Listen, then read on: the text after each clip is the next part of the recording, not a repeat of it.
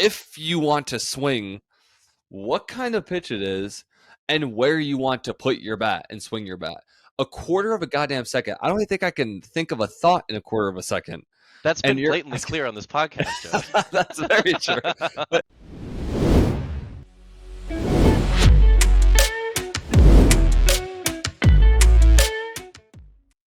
Welcome back to the Central Podcast. You're here with your hosts, Danny Grisanzio and Joey Maldonado. Joey Maldonado, the man with the terrible mic, has upgraded and now has a wonderful mic. Joey, say hello. hello, guys. I'm hoping this is going to sound a lot better for those who are listening, and for those who are viewing, you're just going to see a little microphone here from now on. So, welcome. Yes, I will be upgrading my microphone as well very soon. However, it has not come yet. Shall we get into our past predictions of the MVP of the week, Joey? Yeah, I'm excited. Danny, you want to kick us off for who you had for your standout player prediction last week? I had Brian Hayes. The guy struggled before. I think his OPS was like under 400, and I was like, you know what? He's playing the Cardinals, shitty pitching. He's got to do better this week, right? And I was kind of right. He definitely wasn't the MVP of the week, but he was 6 for 23. He had 261 average, which isn't phenomenal, but of those 6 hits, every single one of them was an extra base hit. He had 1 home run, he had 3 doubles, and he had 2 triples, and 4 walks. And he had a 370 on base percentage with a .935 OPS. Phenomenal, I guess, power hitting week, and he's not really the most power hitting eccentric kind of guy. But I was right. That's what matters. He did better than he was doing. I predicted a stud to do better than terrible, so I'm very smart. Joey, what about you? Yeah, Danny's definitely a very humble guy. If you guys haven't listened to by now, So humble, the humblest. I'm surprised he had 2 triples. Yeah. That's actually really impressive for Yeah. a week. So kind of similar to Danny. My player prediction was Alec Burleson last week, and he was garbage. He hit 238. He had 2 RBIs, 654 OPS. He had 5 hits and 21 ABs in 6 games that he played. Little underwhelming. I'm hoping he'll. Well, actually, I'm not hoping he'll bounce back. But overall, I was very wrong on my prediction, and so I'm hoping this week I'll get a little better with who I think is going to be a good standout player. You hope. Yeah. Should we go into who we're predicting for the next week? Sure. Why not? We'll talk about it early because it's not a player that I'm going to be talking about much this podcast. So. Okay, I don't know what our plan was. I might have just skewed our entire schedule, but I'm going with it. My guy is going to be Ian Happ, my favorite player in the world. Bias much. I mean, incredibly. But here's the thing: if you're talking about the MVP of an entire, I guess, division, it's usually going to be one of those guys. And he has played so well, and then recently he struggled a bit. He went 4 for 4 against the Dodgers the other day, but he went 0 for 4 the next day, and then 1 for 5 today, which in terms of Ian Happ isn't great. However, we're playing the A's this week. So, I saw that. I mean, we had a hard ass week. I'll get more into that later, but I am very excited. This A's team might be the worst A's team to ever exist, which is like They're really horrible. saying something. I was listening to the Cubs broadcast, and the guys who call the game for the Cubs were saying they don't want to go because it's their away games because there's literally a raccoon problem in the broadcast booth. Like, Oh unironically, there are raccoons in the broadcast booth, and apparently, like, who's the famous Mets guy? Who's the broadcaster for the Mets? It's really famous. He's like the biggest guy. Oh, that's gonna bother me. Yeah, apparently, one of the games he called when they were playing the A's, he refused to even go to the stadium because he like wanted nothing to do with the raccoons. So Wow. he called it remotely. Yeah, well, that's what I've noticed that some announcers do that sometimes, where they'll like literally not be at the games. They did it during COVID a lot.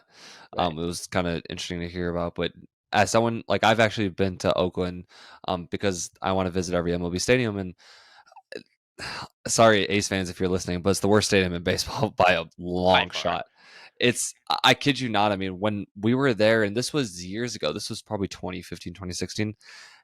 Maybe 5,000 people in the stadium. Like maybe it was so dead that we were on the jumbotron. I think 3 or 4 different times throughout the entire game, and we weren't like it was horrible with how Holy little shit.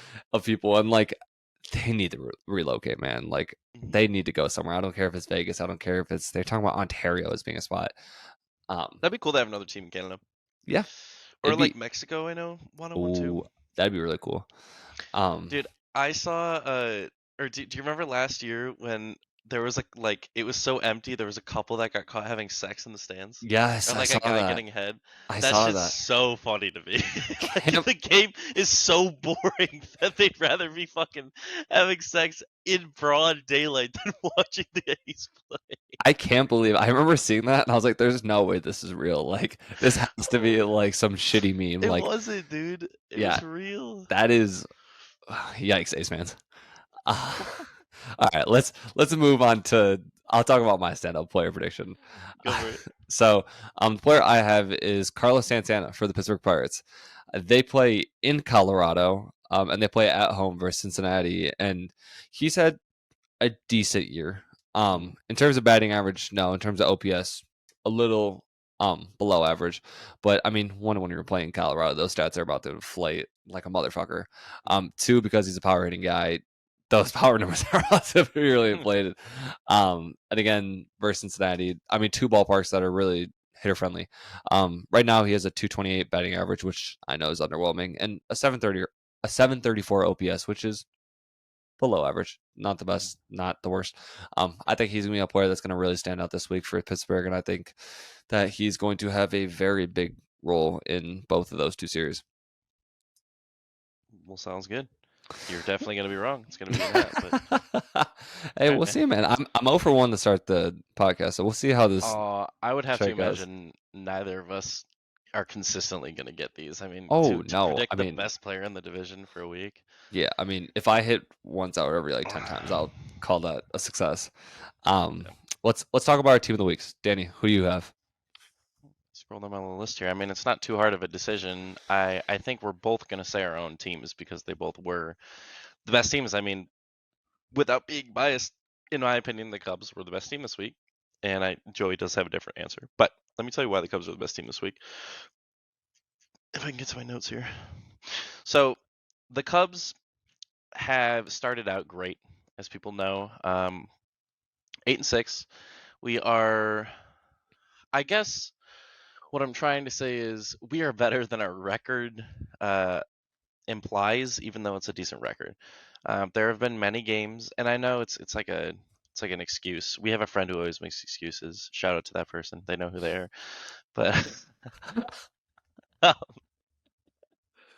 That was shade. anyways, um, genuinely the win loss ratio should be higher for the Cubs right now. We're third in the NL in average. We have butt fuck amount of runs, even though the Brewers do have more, as Joey would love to bloat about. Um, but we played two of the best teams in the entire league this week, and I know I just mentioned we played the Dodgers. The Dodgers did get worse. However, they're still definitely a playoff team. They still had. Let me see here. They had the most RBIs and the most home runs going into the series with the Cubs, and we beat them 2-1 the series. We held them to 6 runs for the entire series. The Dodgers, who had those stats going in top of the NL in all most categories going into the week, and Cubs have weaker pitching in terms of what their strengths are going to be. So I was very impressed. I was actually listening to the Dodgers broadcast of the game because Marquee is terrible and I can't listen on my own in my own area. And they were like actually scared of the Cubs. When's the last time the Dodgers were scared of anyone, let alone the Cubs? It was our first time winning a series in LA since 2014. We didn't even Wow. win the series when we played in LA with those 2015, 2016 teams when we were the best team in the league. Wow. Like, well, one of the best teams in the league. So like I'm so proud of the guys. They're fighting really hard. Everyone is playing well, like pitching, hitting. It's just everything's clicking. We also beat the Mariners, who are one of the better teams in the league. Like I said last week, I think they're going to go deep in the playoffs. I really do. And I think I mentioned this before. The night of the last time we recorded, they dropped 14 runs on the Mariners, and I still am a firm believer in them having the best relief pitching in the entire league. So great week. We went 4-2, by the way, against these two teams, great teams. And I can't remember the last time the Cubs beat two really solid teams in a series back to back. And we're going to play the A's next. So that's all I have. Joey, your team of the week. Nice. So mine was between the Chicago Cubs and the Milwaukee Brewers. Obviously, call me biased here. I had the Milwaukee Brewers. They lost to the Arizona Diamondbacks, who are criminally underrated, by the way. I know this is a Oh, shit. no chance. No chance. They're so good. They have so many young guys coming up. Their pitching staff is super nice. I mean, we're not an Arizona Diamondbacks podcast. I'm not going to talk about them much, but we lost them 1-2 in the series. And then the reason why I had the Brewers this week is they beat the San Diego Padres, who many believed were going to win the division, still can win the division. In the NL West, we beat them 3-1. We won 3 games, lost one. And the one game we lost, we got blown out. So I mean, whatever, call it as it is. But overall, I mean, both games 1 and 4 were a 1-run game. Game 1 shouldn't have been a 1-run game, but thank you, Matt fucking Bush. And then get and then game 4 was a 1-0 game, which is Brewers baseball for any person who watched Milwaukee Brewers out there. Which to me, I mean, being the Padres 3 out of the 4 games is super impressive, and who I believe to be a top, probably in terms of talent, they're probably the best or second best team in the NL. At this point, either them or Atlanta. Um, Braves, yeah. so so that's who I had for my team of the week. But Chicago, I understood it was either one of the two, and I didn't It's want to definitely choose interchangeable Chicago. for either of us, yeah. And then I realized I was like, "Fuck Chicago! I'm choosing Milwaukee." And so Fair. that was kind of my little reason why. Danny, you want to dive into kind of our different segments here? Segment. Should we do our MVP of like the entire like NL I Central yeah, we first? can do that if you want. I'm just choosing. I'm nitpicking which way we're going here. Okay. My MVP was Cody Bellinger. It will definitely sound biased. However, those of you who have been following his story or just the Cubs in general, he started out like he ended in LA. He struggled, and at the beginning of the season, even Cubs fans I've seen all in these subreddits are like, he's the same player. He's terrible. Like, why did we pay him 20 million or 19 million, whatever we paid for this year? In the last week, last 7 days, he's 8 for 23. He has 2 doubles, 2 home runs, 4 RBIs, 2 walks, and only 4 strikeouts, which is incredible for 23 ABs.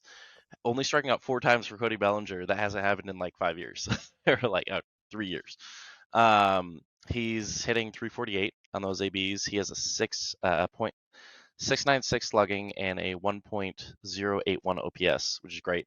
As well, he had the best catch of the season so far, in my opinion. He robbed a home run from Jason Hayward, who is awkwardly playing for the Dodgers when he's playing for the Cubs. That's Doesn't make a weird. ton of sense. It was a very surreal thing. Like, Hayward launched it, and then Cody Bellinger for the Cubs robbed him. But it was a great catch. I don't know if anyone saw it, but you should go watch it. It's definitely the catch of the year so far. But yeah, Joey.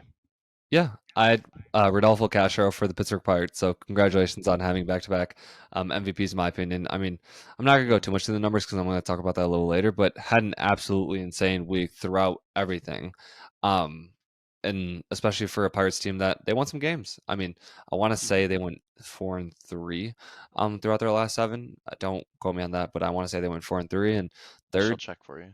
they're getting. I mean, it's still early in the season, but they're getting to be a point where they might be better than what we had anticipated them to start at the beginning of the year. So I think we said, I don't know if it was you I was talking to, but I think we said if they can get like a 4th through the season, like halfway yeah, to All Star break, and we they're still competing, I think they're real. I think we talked about through like May. I want to say is when you could Mhm. like really start to be like, okay, like Right. this is where a team's going to be at. And I mean, I've seen teams, aka the 2014 Milwaukee Brewers, where they choke after being Mhm. first place at like going to the All Star break. So you never know, but you have a much better sense of by the end of May Right. of where a team is probably going to be at. Let me see. I want to confirm what they did this week, but my shit isn't loading here. So today's the 16th. So they went 101, 2. They went 4-4 on the week. 4-4. Mhm. Wait, what? How they go 4-4 in a week? I counted wrong for sure then. Hold on. That's 8 days. For anyone, for anyone that listens to this podcast, you'll slowly start to realize that Danny and numbers don't go all right. I'm atrocious, man.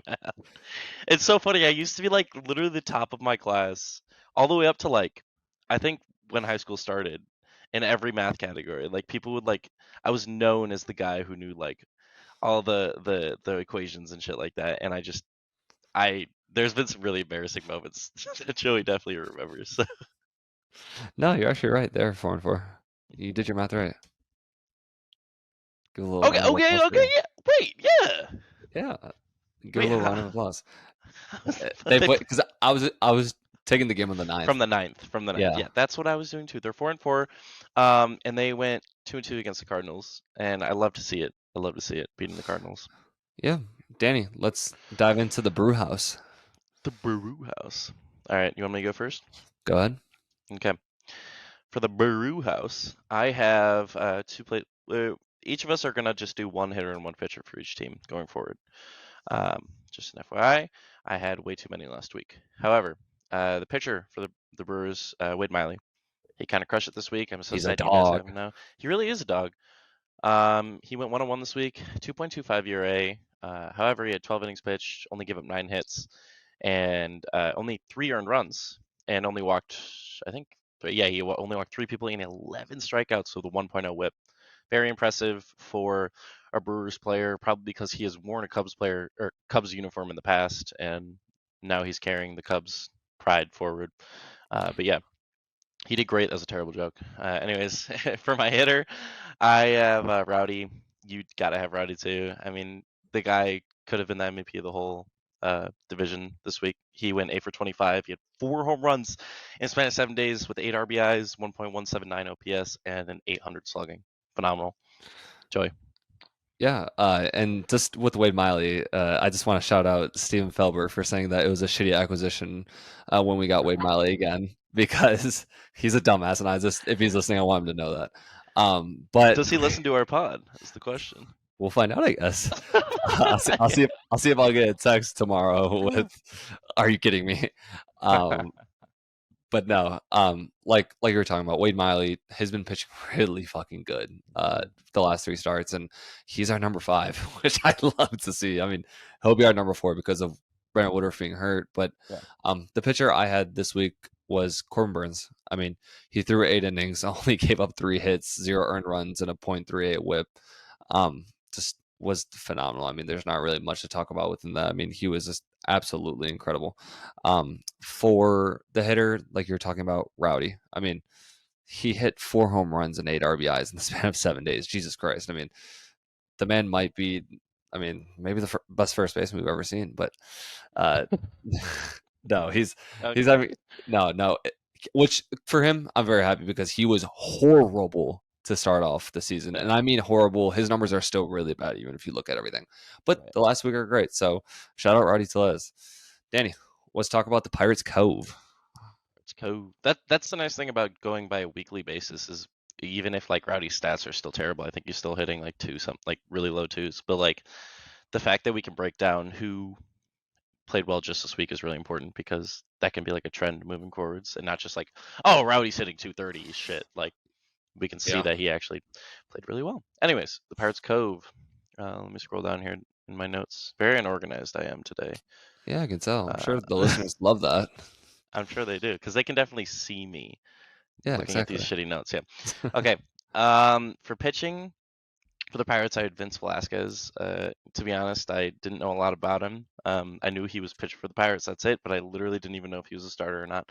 Looked it up. He is in fact a starter. You want to know? He did not give up any runs. He pitched 6 innings, only gave up 3 hits, only 2 walks. He had 6 strikeouts, and for the week he has a .83 WHIP. Just a really good outing. He only pitched once for the week, but kind of slim pickings for the Pirates this week. Didn't have the best. I mean, they're 4-4, but pitching wise, they didn't have the best week. So, I mean, a great outing to give up no runs, only 3 hits. Really impressive, especially I think is their 4. So, good job, Vince Velasquez. Anyways, for the hitter, I had Joey's MVP for the week, Rodolfo Castro. 19 ABs. He had 9 hits. He's hitting .474 for the week, 4 RBIs, had a homer with 1.267 OPS. Phenomenal. Joey. Yeah. And Pirates fans, by the way, I want you guys to cut us major slack because, no offense, but your fucking roster changes every year, so I have no idea when I see half of these guys on the That's roster. so true. But again, for the hitter like Danny and I have already talked about, Rodolfo Castro. I mean, there's really not much more to say. I mean, he was incredible. Mhm. Kind of same thing with Brian Reynolds. Maybe that's just going to be the theme with the Pirates is they're going to have one guy who goes absolutely ballistic, but Weekly. they still find a way to be 500 or worse. So Yeah. we'll see. For the pitcher, I have, and excuse me if I'm saying this name wrong, but Johan Oviedo. He threw 7 innings, gave up 6 hits, only 1 earned run, a 1.0 WHIP. I mean, really good start. I mean, he still ended up losing, which is fucking crazy. I mean, come on, Pirates hitters, like you're looking like Milwaukee out there with not being able to give run support to your good pitchers. Like, come on, that's the worst thing, and that really sucks when you have a guy who just pitches a great fucking outing. I mean, you're Mhm. talking like 6, 7, 8, 9 like innings pitched, like a couple hits, like no walks, and then like maybe a 1 earned run if that, and then their team can't score jack shit, and then they Yep. lose. And that's why win loss is a super shitty stat. And if you actually use that stat to determine a player's skill level, you don't know baseball. So the Cubs this week went like 1 for like 35 with runners in scoring position against the Dodgers, and we still beat them 20 or 2-1. Damn. So I don't know, but we did it, so that's fine. Anyways, Yeah, just throwing the Cubbies in there. That's fine. I mean, hey, if we're talking about the Cubbies, might as well let's go to the Cubby Den. Cubby did my favorite part of the day. Oh, my least favorite. Yeah, I figured. Pitching for the Cubs, it's pretty easy. I mean, everyone's pitching really well in the Cubs actually. But Drew Smiley, he started out terrible. I mean, he had 2 great starts this week and still is only down to like a 5 ERA for the year. So that really says something. I went to his game against the Mariners. He pitched amazing, and then he pitched amazing the other day against the Dodgers. He had 10.2 innings pitched. He had a 1.69 ERA for the week. Only gave up 6 hits in 2 outings. Only 2 runs in 6 out or sorry, 2 runs in 10 innings, and 10 strikeouts. Only 3 walks. He had command. Like he was painting the corners every time. His breaking balls looked fucking amazing. And from wanting him to be cut right away, now I'm like he's the Cy Young. So great, great week for Drew Smiley. For hitting, Nico Horner. Try to convince me he's not the best second baseman in the league now. Really. Altuve's still not in. I'm going to say it every podcast. Listen to these stats. This is weekly. This isn't like it's every fucking week, Joey. 9 hits on 24 ABs, 3 RBIs, 5 stolen bases. Okay? Only 2 strikeouts. With and to be fair, the only I guess criticism people have for him is his OPS, right? Is usually his OPS is a little lower because he doesn't hit for power. An 881 OPS for the week is hitting 375. Best second baseman in the league. At some point, I'm gonna dive into a huge statistical like analytics graph and just show everybody and get a second baseman that's better than Nico Horner just to shut your ass up. No one's better. Not a single person. I do actually have a couple honorable mentions because I think they're important this week. Dansby had like a family issue. His wife, she's a soccer player for the United States team, had like a really scary injury, like a leg injury, and he still ended up hitting 333 on the week, even though he like wasn't like not in a great mental space. He even like said it in an interview. Also against the Dodgers, he struck out 8 times in a row, and in those 8 at bats, they didn't throw him a single fastball. He only got breaking balls through 8 at bats. So I just want Good. to shout out Dansby. That guy's Good. good. Yeah, he's all right. Yep, Um, just okay. for for me in the Cubby Den, I have the same pitcher, Drew Smiley. I mean, probably if I was going to do the best pitcher throughout the NL Central this week, he'd probably be one of the guys up there. A 1.69 ERA and 10.2 innings pitched. I mean, 6 hits, 10 strikeouts, a .84 WHIP. I mean, dude pitched absolutely incredible against the Dodgers. I mean, I mean, it's crazy that your starting pitching is good, and yet you guys still can't win games. So, Eight um, six. All right. yeah, that's fair. That's fair. You guys are above 500. Um, but yeah, no, I mean, me and Danny are both in agreement on that. And then for me, I had Cody Bellinger. Besides the great catch that he made and the very weird positioning of him being a Cubby and Jason Hayward being a Dodger, which is going to get a little bit of time to get used to.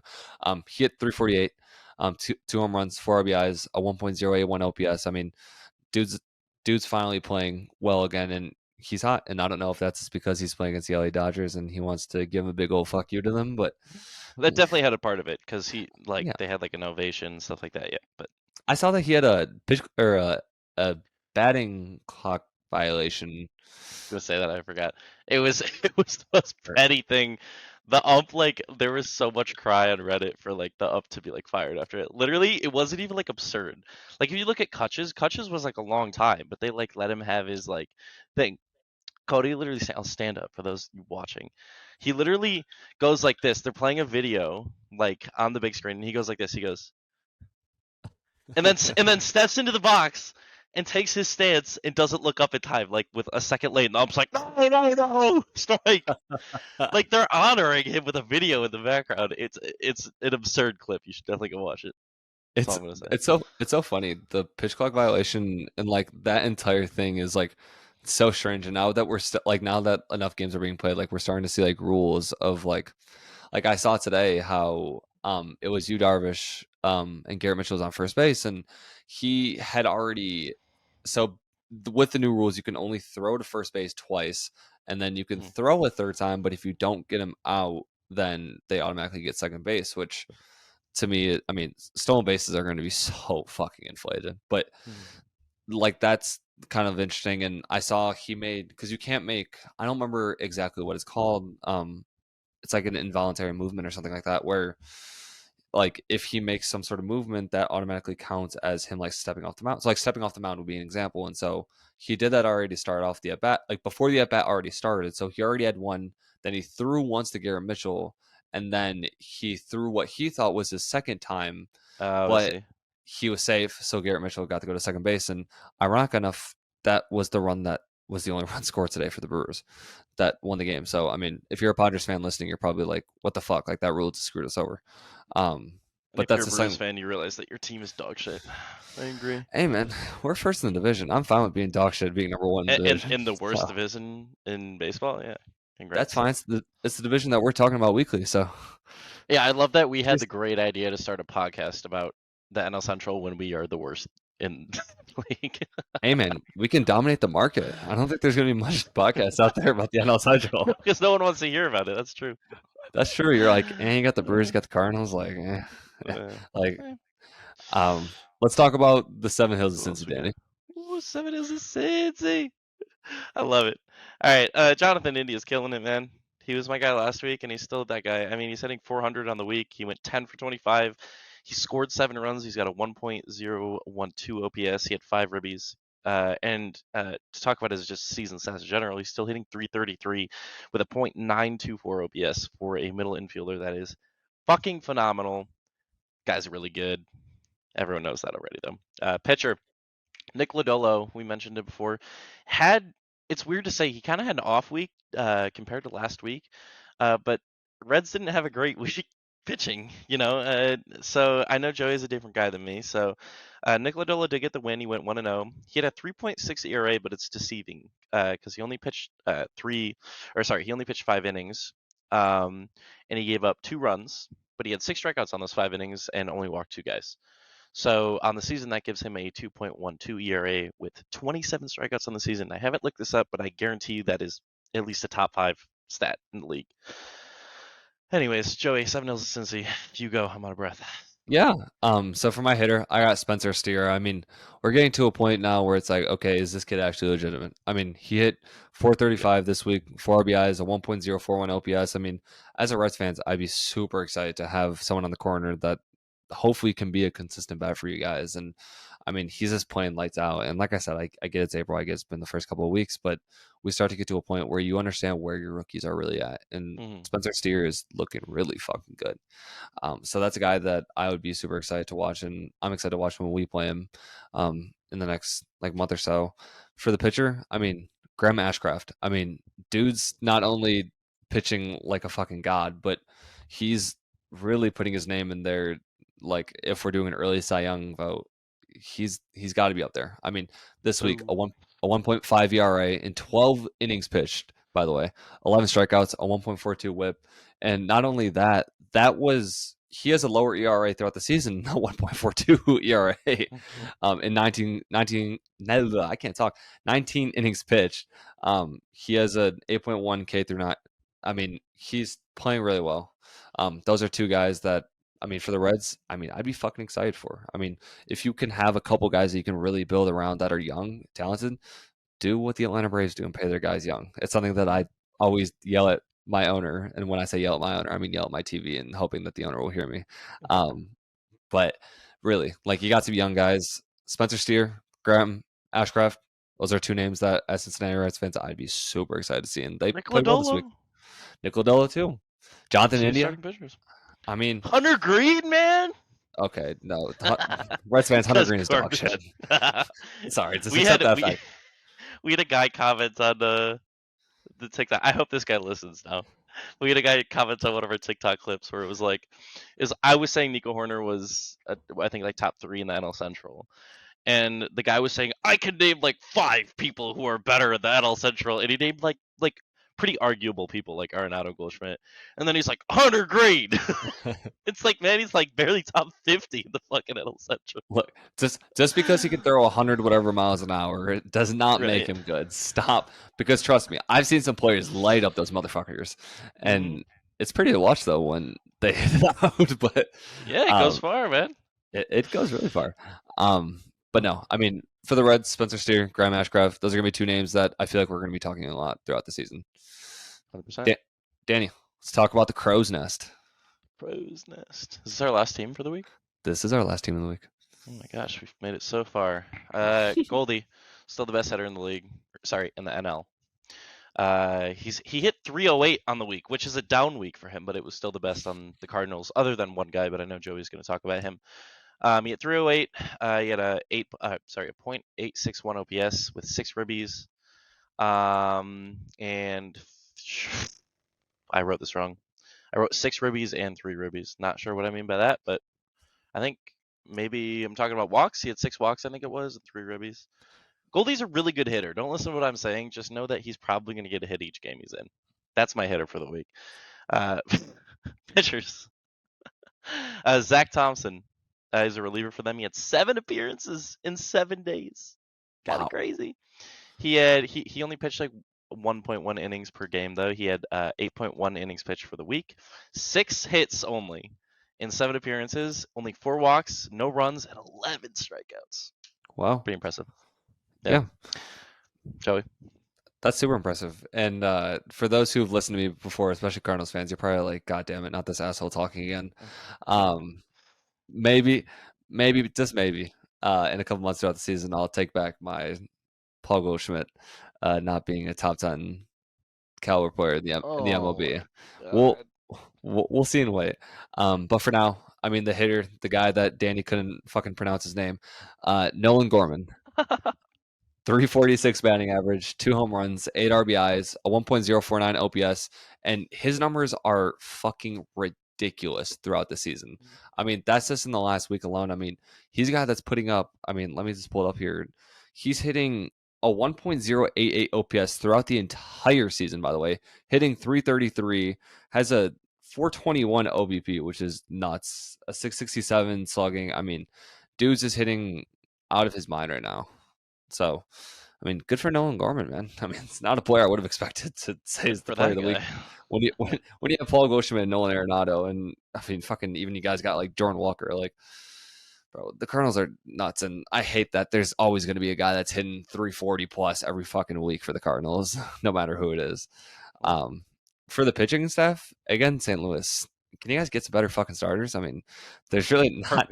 I mean, like, besides the reliever that Danny just named for the starting pitchers, I mean, I had Steven Matz, but he had a 6.35 ERA, guys. I mean, what am I supposed to? I mean, congratulations. Like, do you want an There's applause? no way that's like, the next best guy. There's no way. Why did you choose him?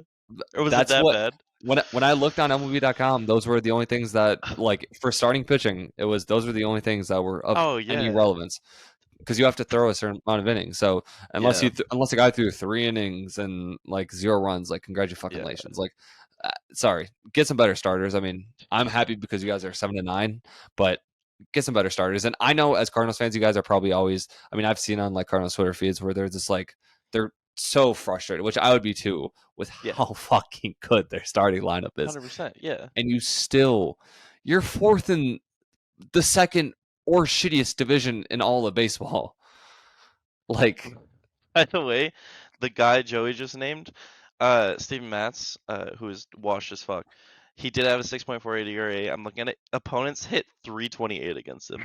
yeah, yeah, I'm telling you, it was not a pretty week for St. Louis. And at some point, I'm hoping to at least find a guy that has like a good like 7 innings pitch for like 1 or 2 Yeah. earned runs. Like, we'll see. I mean, but yeah, I mean, St. Louis. I'm sorry, I keep shitting on you guys. I hate you guys with the passions. That's gonna be a common thread here, but you guys have good hitters. I'll say that. Out of curiosity, Joe, I have a question for you looking at these stats. So, Miakolis or Mikolis, however you say it, you'd probably say he's the best pitcher on their team, right? Like in terms of names, maybe him or Flaherty, right? Yeah, I think Flaherty is very overrated, but yeah, probably. Okay, so like he that's their best pitcher probably. So these are his stats. Listen up, Cardinals fans. This is for you. Uh, he has an 8.1 ERA. He's pitched 20 innings, so a lot. He's a workhorse. But he's given up, Joey, 36 hits on the season. We are barely, I mean, that has to be the most in the league, right? In 20 innings, In he's 20 innings, he's almost 36 hits. he's almost giving up 2 hits an inning. I Jesus, know. He's wow, 18 earned runs. dude, I'm sorry. I am sorry, Cardinals fans. That is 18 years. brutal. Hitters, he has a 2.05 whip. Hitters are hitting 396 against him. A starter. Oh my god, wow, yeah, Cardinals fans. I'm really hoping to see an improvement on. I mean, anything with your pitching staff. Like, just you could just sign a guy from I don't know, college at this point. Like, find some guy that can just come play. Like, Yep. this is really sad.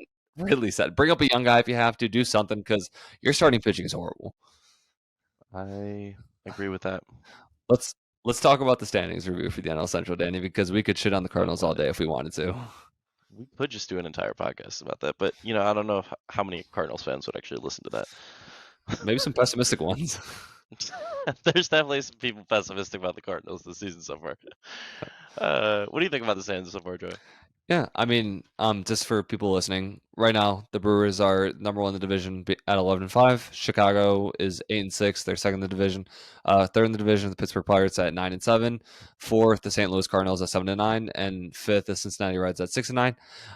The standings are starting to become a little bit more of reality. Um, I'm pretty sure the Cardinals. I want to say the Cardinals were last in the division last week. They were. That's Yeah. that's not going to happen. We know the Cardinals are going to be at least, even if they're bad, in the top three, more likely than not. Yeah. Obviously, I'm happy the Brewers being 11-5, just having some big wins. The Cubs, honestly, for me, a little shocking. I mean, I thought they'd be a 78 win team, like just maybe a little bit below 500. They're above 500. They're playing well. I mean, they're a team that's surprising me. Pittsburgh, again, surprising me at being 9-7. Obviously, it's still early. We'll see what goes on, but those are two teams that have been shocking. And then the Reds at 6-9 doesn't really surprise me, to be honest with you. Yeah. That'll probably be their scale for the whole season, Yeah, unfortunately. What's interesting about the Cubs too is their schedule was very hard for these first couple of weeks, and now they're just gonna play some dog shit teams. So bring on those wins, man. I'm excited for yeah, it. yeah. I mean, that's always fun when you get to see athletics on your schedule and know that if it's not a sweep, that's a really disappointing series. I mean, you could say the same thing about the Diamondbacks. Dog shit Brewers. No, the Diamondbacks are a good team. Oh, they have Ketel Marte. No, they got Zach Allen, who's a dog. They got Ketel Marte, who's a dog. They got Mhm. Alec Thomas, who's a dog. They got let me just go into hold on. Let me look up because I'm definitely missing Yeah, something man. here. Yeah, But yeah, look it up. Look it up. Yeah, yeah. yeah, they got some, no, they're a good team, homie. I'm telling you, they got fucking Evan Longoria, who's been playing like a dog. Christian Oh man, Walker. that Oh, guy's been washed Corbin since 2015. Corbin Carroll. Yeah, I know that. I was hoping you forgot about. Yeah, Loris Gurriel, he's a good player. They're an underrated He's team. 48.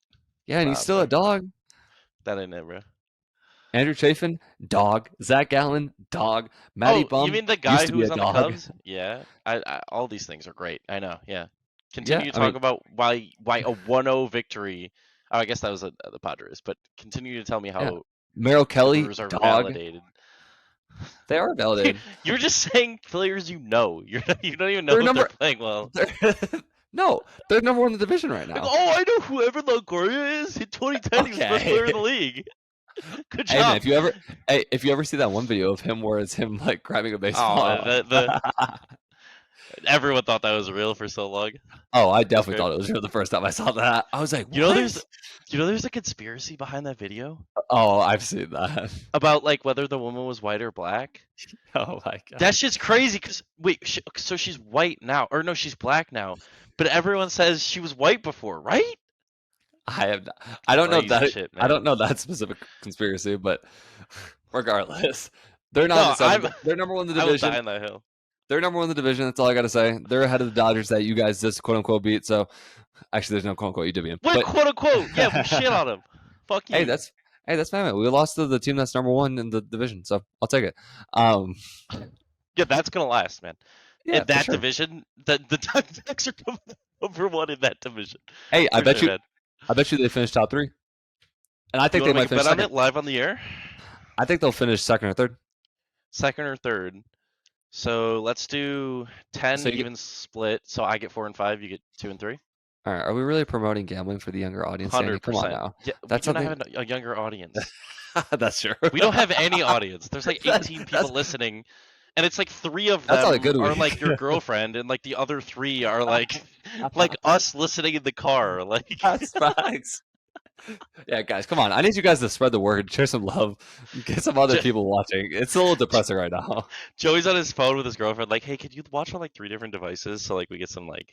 I'm like, all right, go on your computer, go on your iPad, go on your Apple Watch if you can, go on your phone. Like, the more viewership, I'm just clicking play nonstop on my Spotify. I'm like, Yeah. play, redo it, play. All right, we're getting way off track. Where were Yeah, we? Oh yeah, so we have Joey and I made a bet. I think it was $20 to see who had a better batting average at the end of the season, Yelly or Belly, which is going to go down to the wire. They're both hitting, I think, still the same average right now. It's what is like Bellinger at? 242 Oh, but for the whole season. Yelly was trash today though, so it's probably like 220 now. Ooh, yeah, Belly's two or yeah, Belly's. Jesus I always Christ. keep thinking 242. It's It's, Belly's at 245 right now. Yelly's at oh, 245. 227. God damn it. This is the battle of the shitters. I love it. And I think it was if the Cubs beat the Brewers in the division, I get $30, and if the Brewers beat the Cubs in the division, I Joey gets 10. I like those odds. I'm only having to give up 10. But anyways, we shall get back on track now after that Yeah. obscure conversation we had, huh? Daniel, let's talk about, I mean, while we're talking on the subject of gambling, I got a fun game for you. And so what we're going to do is we're going to do an over under for two different statistics. And I'm actually doing it from a team standpoint rather than a player standpoint, which because I feel like you've seen some of the player stats a little too much, and so I wanted to throw you off a Yep, little bit yep. and see if you get a good understanding. So over under 18 and a half home runs for the entire Milwaukee Brewers team. Given that they have played at this point in time um, a little bit less than that. They've played, let's see, they're 11 and 5. So they've played 16 games. So over under 18 and a half home runs throughout the season. You're really doing like a straight gambling kind of bet here. Yeah. I know they're crushing. They're you guys are hitting a ton of home runs, so I'm going to say over, and I'm going to predict it's around like 20 to 21 home runs. Wow. Did I get it? Yes. Yeah, it is the over, and it's exactly at 20. Oh, Congrat- Congratulations. jeez, jeez. Um, which is honestly, I thought it was going to be under, just because of the fact that they did not. Normally, they're a team that hits a lot of home runs and they don't hit for average, but they didn't really hit many home runs the first like week or two of the season. So recently, I know, I mean, Rowdy pick that up a little bit, and Gary Mitchell had a couple, but Mm. no, I mean, yeah, they're at 20 right now, and so now for my next over under, I have 125 hits for the Chicago Cubs team over under, and given Mm. there's, do you want me to tell you how many at bats have been played thus far, or would you rather? I would have to assume it's around 400 to 500. So Yes, yep, it's in that range of how many at bats there are. So over under 125. so I know their team average is the high or the third highest in the NL, like I said, and the highest in our division. I think it was at a 278 or something. So if I'm going to do the math there, I would have to assume it's over. So you said, sorry, 120 what? 125 over under. I'm going to say 128 over. So it is the over, and it's at 133. Close enough. Um, for average, actually super interesting when I was looking at this. So the Cubs are tied with the Cardinals for a 274 average. Oh, And it must have just finished or something. yeah, and then the Brewers are at 263, which I thought was interesting. The Reds 253. I mean, the Brewers are fifth in the NL, man. I'll take that Mm. any day of the week. Cubs and Cardinals tied for Cubs, Cardinals, and Braves all tied for second. Phillies at one. I was surprised because I thought Yeah, the Phillies were they're struggling. playing. Although they're hitting the daylights out of the ball, I think it's their pitching that's struggling. Yeah, I mean, yeah. Um, We'll make an NL East podcast just to talk about the Phillies. I mean, I just talk about Atlanta all day, but yeah, You want Atlanta to do and then some Bryce. gambling, Joey? Oh, don't tell me. All right, I got a couple games for you. It's gonna be similar. We did this on I think 2 weeks ago, last two podcasts ago. It was you pick the player you'd rather have moving forward on your team for like a season. Okay, And it's gonna be for each player, it's gonna be their best season. Um, and I tried to find. So for this first one, it's gonna be hitters, and this is okay, actually they both play the same position, and they actually this was the same season. They were oh, you know, so it's a direct comparison here. First player, 290 average, an 881 OPS, okay. 111 RBIs, 34 home runs, 9 triples, 40 doubles, 101 runs, a .984 fielding percentage, and he was an All-Star, a Silver Slugger, and finished second in MVP voting. Okay, that's your first player. I Second feel like player. I know these players, but continue. Okay. You always say that, but then they're like, oh shit. Okay. Well, you did know Corbin on that one. I was Yeah, impressed. Probably because you sit there like in the dark, like reading Corbin's stats over and over, yeah. because that's all you yeah. have. I mean, yeah. I just look at the couple players on my team that have actually been relevant, and just I study their numbers. So that was the first player. Second player plays his exact same position in the same year. 277 average, an 871 OPS, 92 RBIs, 38 home runs, 42 doubles, 2 triples, 25 stolen bases, a 976 fielding percentage, and as well an All-Star, a Silver Slugger, and finished sixth in MVP voting. What do you think? Um, I mean, player A. I mean, player B has more home runs, but and I think more stolen bases, but Mhm. player A. But I'm very curious to see who these names are. Do you have a guess for either player or no? No, I thought I did, but I don't think it's who I You're gonna originally. kick yourself because I think you said this player before. First player was Javi. You picked Javi in his 2018 season where he finished second in the MVP voting to only Yeli. I think it was That's the player that finished second. I thought it was Yelich, to be honest. That was the player that I thought it was initially. His average was a lot higher than that. So He was Javi in was like the player A. 220s. Javi was player A, and player B was Francisco Lindor, which was also his best season. Javi's Wow. best season is better than Lindu's. Wow. Yeah, kind of got me. And also fielding percentage, Javi's is higher Yeah, too. I know. Well, that's the amazing part. And by the way, for any Cubs fan listening, Javier Baez fucking sucks. He's horrible. I looked today, he's hitting 190. Yeah, he moved it up like He's on the up and up. because 2 days ago he was hitting like 110. No, he's horrible. Like, I'm sorry if you're a Tigers fan, you're listening to this. He fucking sucks, and I'm really sorry you took on that contract. I mean, it's your own damn fault. But he had the couple like really good seasons, like 2, 3 good seasons. And he always had the same kind of play style, but it just finally got exposed like a motherfucker. And not gonna lie, I'm very happy because that's on you for not making adjustments and being more disciplined at the plate. We have a buddy of ours who's a big Javier Baez fan, and we would always get into constant arguments about Javier Baez, and I would always tell him like his plate discipline is so fucking bad. Not just bad, like you just throw him a low outside slider or any fastball that's low, he'll swing and miss. I was always public enemy number one because I have been a diehard Cubs fan my whole life, but I never defended Javi, and for good reason because I knew he was not a disciplined hitter. I mean, I would take Addison Russell right now over Javi, and Addie's playing in like the Mexican 2 League or something like that. Oh, that's controversial, man. to take Addie. Am I not a feminist for saying that? Jesus Christ. Oh Let's my move on, goodness. huh? Yeah. I have Let's another talk. gambling thing for you.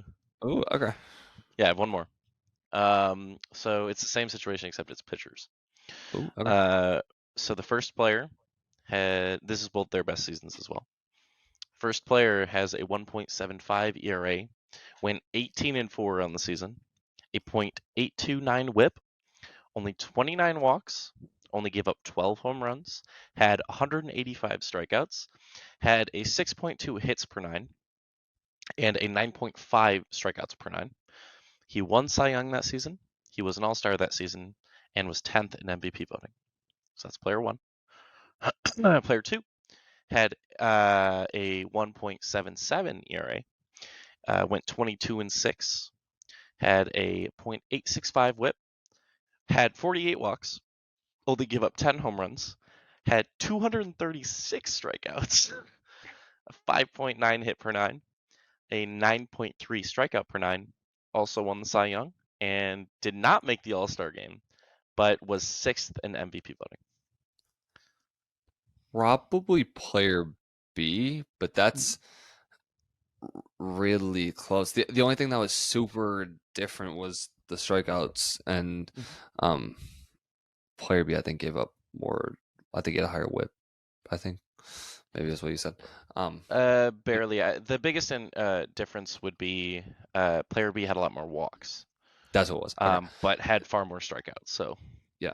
which one are you Probably player B. taking? Do you have a guess which either player No, is? no idea. I'm gonna give you a hint. One of these players, I argued last year should be a top 50 pitcher of all time, and you disagreed. Oh my god. You picked the best pitcher of all time. Ironically, is Jake Arrieta. You God picked his damn it. best season. A phenomenal season, a 1.77 ERA with 236 strikeouts. Damn. It's kind of sick. Anyways, better than Corbin's best year. Anyways, the other player was Justin Verlander, 2022. That was his best season. Well, Yeah. yeah, that was And super super close. I'm gonna use your own words here. You said we should start talking about Justin Verlander maybe being a top 10 pitcher of all time last week on the Yeah. podcast, and his best season was worse than Jake Arrieta's best season. I just wanted you to say that before knowing what the names were, and just so you can think about that. Okay. I'll take the career of Justin Verlander any day of the week. Hold up. That's Let fair. me just pull up some numbers. No, no, An no, no. MVP as a pitcher, a rookie of the year, a 9-time All-Star, a 3-time Cy Young winner, Nah, 2-time World Series nah. champion. But the Just like peaks, man, the peaks. yeah, the peaks are what matter, man. I mean, by that point, Yeah. Yelly might be the goat. All right. You Hey, mean you're so talking peak, Trout's man. average. Trout's Yeah, average is what you're saying. yeah, man. Okay. That's fine though. You're talking peak. I mean, Fuck off. Let's move on. so one of our segments that Danny and I really talked about is what we believe to be the biggest pet peeves being a baseball fan. And so we each chose 2 things that for us as baseball fans we find super fucking annoying, Actually, I have for lack of 3. better words. No, Good. Danny has 3 then. Danny, you start off with one, and we'll switch off. Sounds good. Have you ever been at a baseball game, ladies and gentlemen? Actually, lady and a ton of gentlemen. Have you ever been at a game? I That don't was know. so unnecessary. I know. I don't know what I'm saying. Have you ever been at a game and a clear pop-up gets hit. A little right up in the air. The angle of the ball is terrible. The sound of the bat is like literally like a little baby like banging his like shaker on the ground, like just terrible. And everyone in the stadiums, oh shit, oh, I hate you. that is I hate you so much because that was why one of mine. I figured. Sorry. Is it not so Uh, true though? no, Every it time it is. fucking happens, it's like ooh, or like a big situation. If like someone No, like it's it's clearly a flyout, and they're like, oh, it's got a chance. no, it's funny, especially when it's the home team and everyone erupts and it's like, ooh, and like, and then it's just like a casual, like it might be a flyout, it's like the shortstop, and like they just see it go high and they freak out, They and yeah it's always the guy that's like, I'm casually on my phone scrolling through yeah. TikTok, and like, then it's like, whoa, wait, like, what's happening? Like, and then it's just all of a sudden, like, no, it's every time. And whenever like we go to a game with like, whether it's like friends or family, and like, I'll just hear them like scream, and I'm like, all right, guys, it's like a fly out to left field. Let's calm down here. Like, You really like, know who really knows baseball. That's you could never even see a picture of them, and you can know if they play baseball or not if just by like showing them two clips, an actual home run and a pop out, and seeing how they react to each one. yeah, You'll know immediately. it's true. I know. Joey, why don't you tell me your other one? Yeah. So my other one, that's one of my biggest pet peeves. So when you're at a baseball game, or just in general talking about baseball, I one of my biggest pet peeves is when fans overvalue batting average being an overall metric for like a player performance. So like, That's a hot take. I like it. so, but so like a lot of people when they say like, so for example, like say I see watching a baseball game and I'll see like, I don't know, Christian Yelich, right? 240. Oh, that's a bad example. A player A has a 290 batting average and a player B has a 278 batting average. But there's a lot of factors that determine the importance of batting average in these certain scenarios. And so, like, for example, like a guy hitting 3 or 4, I don't care as much about batting average as I do OPS is a big thing for me, but if I'm having my cleanup guy, I care more about what power does he have? Or do I care about like, okay, what's his slugging looking like? Or like, for example, like it's kind of like comparing, I'm going to compare two guys and it's going to sound crazy, but Aaron Judge versus DJ LeMahieu. DJ LeMahieu is always going to have a higher batting average. He's always going to have a higher batting average. Just the way that he plays. And for him and his role, that makes sense. But Aaron Judge is the better player. Everybody knows that. And so people were looking like, oh, Judge only hitting 280 versus like DJ LeMahieu's hitting 320. And like, obviously, if they weren't the big names, people would assume that the 320 guy's better. But in reality, that's not true. And so, like, for me, I fucking hate when I'm going to a game and I'll see like a player and it's like they're hitting like 350, but they only have like 8 at bats. And I'm like, all right, guys, like, let's calm the fuck down here. Like, there's so many things that go into batting average. And I mean, a bunt single counts for your batting average. Like, come on, really? Like, Garrett Mitchell had one, let's say, like, and it raised up his batting average by like 10 points. Like, that's stupid. Like, I don't know. Batting average to me is one of the most overrated statistics. I'm not saying it shouldn't be valued, but I think it's overvalued by most baseball fans.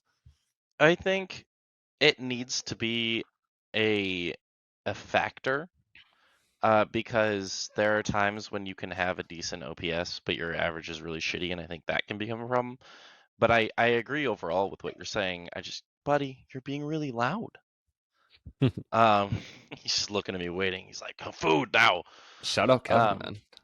yeah, this is my dog. If anyone's curious, he's a little annoying piece of shit, but I love him to death. Come here, buddy.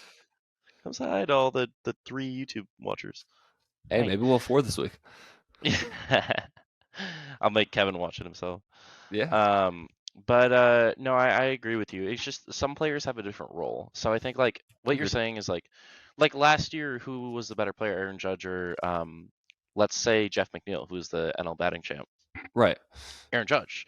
But if you're not going by, Aaron Judge, I think you could still say that Jeff McNeil was the best hitter on the Mets last season. Um, Probably. I actually don't know I if that's disagree. true or not. Who who I mean, who who would have beat him? Pete Alonso. I don't know if Pete Alonso had that good of a season. Did he? I thought he did.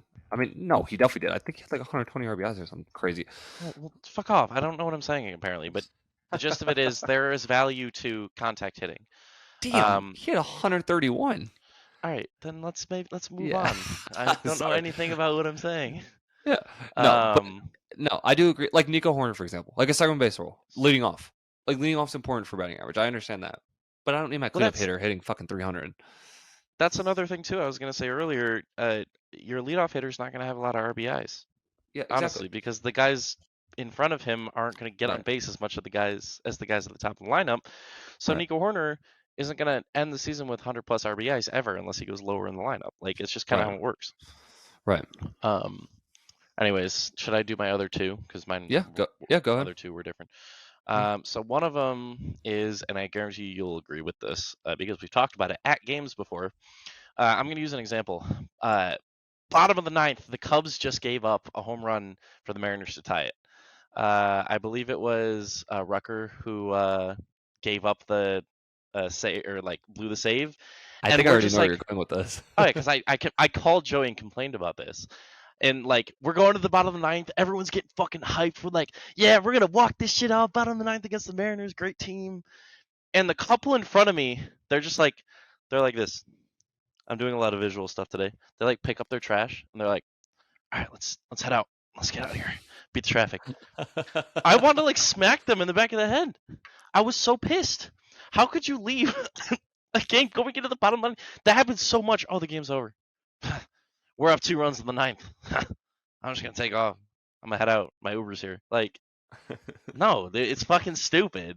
And I know you agree with me. Like, No, I if I definitely do. It's annoying because I'm like, look, guys, no offense, but why the fuck are you coming to a game if you don't want to watch the whole why are you at game? the game? Why you? Why Yeah. you're paying for what, three-quarters of the game, half of the game? Like, Uh, it's funny in like even like if your team's up like I don't know, like in baseball, say your team's up like 3 or 4 runs going into the ninth inning.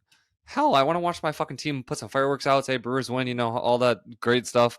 I want to see the yeah. players all high five and everything. Like I came to the game to watch all 9 innings. I didn't come for 7 innings or before I've seen. I mean, because then you'll miss out on.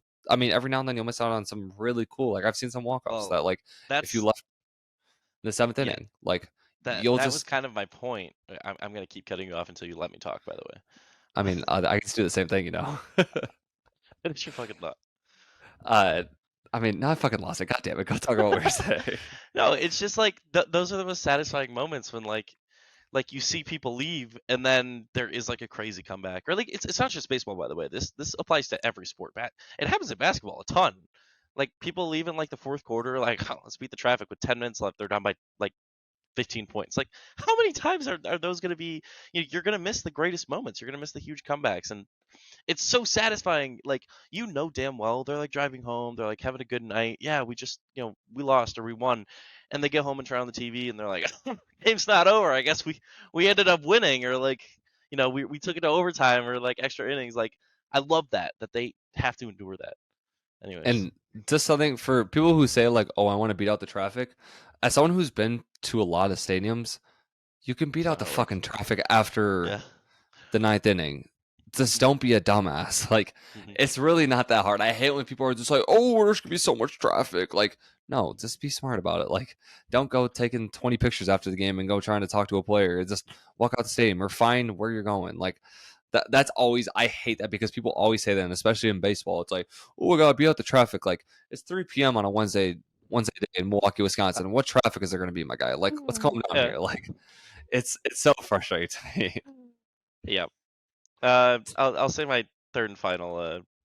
It's not my only pet peeve. I have a ton of pet peeves about baseball, but for people who, well, just in general, don't know the game very well, but then act as if they do, and it's very obvious to people who do know the game. But baseball should be welcoming, so everyone should try to enjoy baseball the best they can. I'm not going to be elitist about not knowing stats or like not knowing really how the game is played. Just don't fucking tell me you know how the game is played if you don't. That's not really what my point is. When someone says, "Oh, right down the middle. How'd you miss that? How'd you not hit a home run? That was so easy." Or like, just throw a goddamn strike. It's so easy. Like, I don't think people realize how hard it is to hit a baseball. Like, continuously, multiple sport athletes will tell you over and over and over the hardest thing to do in sports is hit a baseball. It is crazy difficult to do. The best of the best ever did it 3 out of 10 times through their whole career. It's not like, oh, I do it 9 out of 10 times. No, the fuck you wouldn't. Yeah, and we talk about like Oh. the vertical. I'm getting pissed. Talking about like the vertical break, like a fastball right down the middle, doesn't look like that. You really want to try to hit a ball 100 miles an hour that's like no, Yeah, it's not easy. yeah. Oh, So no, I could not agree more. And just to show people who like don't really understand how hard it is, and I'm reading this straight off of Google, by the way. So you have a quarter of a fucking second to decide if you want to swing, what kind of pitch it is, and where you want to put your bat and swing your bat. A quarter of a goddamn second. I don't even think I can think of a thought in a quarter of a second. that's And been you're blatantly clear on this podcast, Joe. that's very true. But no, seriously, like you have 150 to 250 milliseconds to decipher what kind of pitch it is, where they're throwing it, and like one you have to put. You can't just put any contact, or it's gonna be a foul ball, or it's gonna be a shitty ground out to wherever. You have to make solid contact, and then if you make solid contact, it could still be a fucking line out to left field, center field, right field, or just a line out to the infield. That's Yep. why baseball is the hardest sport. You Yep. can, and like people always say the phrase like, if you hit well like 30% of the time, like you're doing great. There's a fucking reason why. Patrick Wisdom the other day had 4 at bats, and all of his at bats, he hit a ball over 90, and in 3 of the 4, he hit a ball over 100, and he went 1 for 4 with a home run. He lined out 3 times, but the stat Yep. sheet says he hit 225 for the day. Yep. And that's just another thing. Like baseball stats are so hard, and that's why it's so impressive when players are consistent throughout their careers. Like even if you're a good player, not even a great player, Mm. like it's ridiculous when a guy and like for pitchers too. Like let's not forget these guys are throwing 90 plus miles an hour. So to Yep. all the random fans out, casual fans out there that think, oh, back in my day I could do this. Like no, you're throwing 50 max. Like Yeah. let's not lie. One, these guys are throwing insane heat. Two, you have to. These hitters are, I mean, the best of the best. Like it's not you're not going against some random softball scrub. Like you're going against, Mm. I mean, guys that can hit anywhere part of the plate with all different types of stance, different types of height, and everything. Like it's ridiculous. I 100% agree with this take, and it bothers me every time I go to a game, and every time some dumbass drunk fan says something like this, and I just have to shut my mouth and be quiet. Oh yeah. No, it's I think it was Hap who said this on his podcast recently. He was talking about you literally don't have the opportunity, like you don't know what pitch is going to be, especially if it's a fastball. So there are different kinds of fastballs. There are breaking fastballs. There are splitters, things like that. Cutters, something Corbin is known for, sinkers. But all of those pitches do something different, and changeups too. Every single pitch I just said is coming in. I'll use my therapist squishy ball as a baseball here, guys. Like the baseball is coming in. It's not as wonky as this usually, and so if it's a sinker, it's gonna come in, and if it's a cutter, it's gonna go, push. If it's a changeup, it's gonna drop. Guys, every single one of those balls, this is called late break. This is another breakdown with Danny. Okay, here's what it is. The ball is coming from the same motion, right? Because I know when you're in Little League and you think you can tell what pitch is coming, pitchers are like, I'm going to throw a fastball, or they're going to slow down their arm and it's going to be really slow. Or like you can literally see like the angle change if they're throwing a curveball. No, these guys are so good. It's perfect every time and they come through and the ball is, okay, fastball, fastball, fastball, fastball right down the middle. Oh, actually, it's a cutter. No, like fastball, fastball, fastball, changeup, fastball, fastball, fastball, sinker. Like, and what Hap was saying basically is like, you have to swing and guess which way it's gonna break, because you don't have time to see. Oh, it's breaking this way. I'm gonna swing here. No, you literally have to. Hi, buddy. You literally have to put your bat like, oh, if you think it's gonna be a cutter, okay, I'm gonna guess here, but you're gonna look like a fucking idiot if it's a sinker because it's gonna go the other way. You have to guess, and guys are so good at that that they can literally do it 3 out of 10 times guessing and still making great contact with the ball. Yep. My rant is over. I got so heated there. I apologize to all the Yeah. fans. I love seeing like baseball videos where it'll be the exact same pitcher and they'll throw two different pitches and it'll be the exact same angle. And then last minute, like you're talking about with the break, it'll just completely like it's a cutter, it'll go like low outside, or if it's like a high rising fastball, it'll go like high inside. Like, and I mean, as a hitter, how the fuck am I supposed to know that? Like, Yeah. and obviously, like you study and that's something that we could talk about in future podcasts. Is there's actually studying behind the game of baseball, not just Yeah. people putting a bat out there and just swinging a baseball, swinging a baseball bat. But yeah, I could not agree anymore with your pet peeves, and maybe this will be a thing that we'll talk about because trust me, there's a lot of pet peeves that I have with Oh, we have so fans, many. players, owners. I mean, it can go down to everything. Joey and I walk into a baseball stadium, and instead of enjoying it and just talking positively, we just nonstop shit talk everyone and just like, oh, look at this guy, he's a fucking idiot. Like, we have plenty of those. Don't worry. Oh my goodness. I do want to say we should probably start wrapping it up here because we're working on an hour and 10 here. I do want to say one thing before we break off. Josh Dredska, he's a friend of ours, is an absolute stud because every time we post in our little group chat with all of our friends, we say, hey, just to let everyone know, we're posting like a video, we're posting our new podcast because we're just trying to get like some viewership going.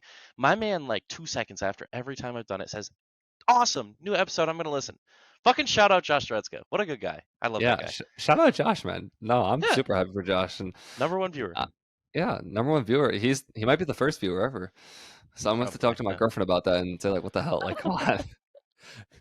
No, but for real, thank you to everyone listening. We really do appreciate it. Make sure to check us out on all social media at _Central Pod.